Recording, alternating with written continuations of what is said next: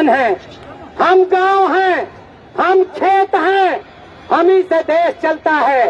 तुम्हारे जितने लुटेरे थे वे सब विदेश भाग गए, कोई नहीं टिका, लेकिन हमसे देश बनता है, हमसे देश की माटी बनती है, हमसे देश की धरती बनती है, हमसे देश का इतिहास बनता है।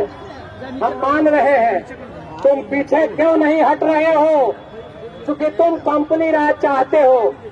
एक समय कंपनी राज हमने देखा है, इसी पंचारण में, चंपारण में नीलहे अंग्रेजों का शोषण हमने देखा है। और गांधी जी के नेतृत्व में 1917 में हमने सत्याग्रह भी किया था। अब संकट यह है कि दोबारा हमें आजादी की लड़ाई लड़नी है।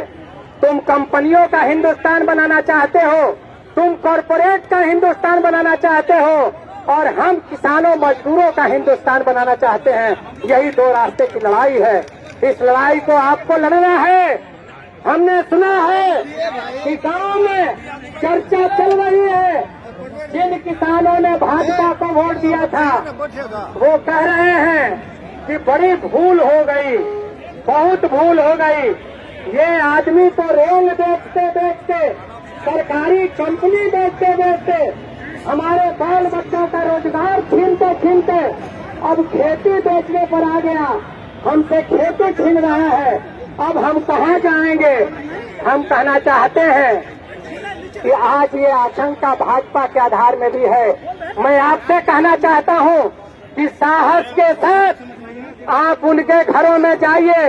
ये मान के मत चलिए कि आप लाल झंडा है तो सिर्फ खेत मजदूरों के हैं, गरीबों के हैं। नहीं, आज खेती पर संकट अगर आया है तो लाल झंडे की किसान सभाएं पूरे हिंदुस्तान में, यहाँ अशोक जी खड़े हैं, अशोक धावड़े खड़े हैं, देश के कोने कोने में, केरल से कश्मीर तक और पंजाब से बंगाल तक किसानों के पक्ष में सबसे ज्यादा मजबूती से खड़ी है, सबसे मजबूत लड़ाई लड़ रही है।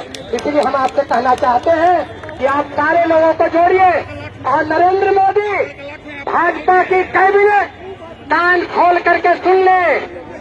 अगर तुमने हमारी मांगे नहीं मानी तो हिंदुस्तान के किसी घर में ये कमल छाप का तुम्हारा जो झंडा है वो सब झंडा उखड़ जाएगा। कोई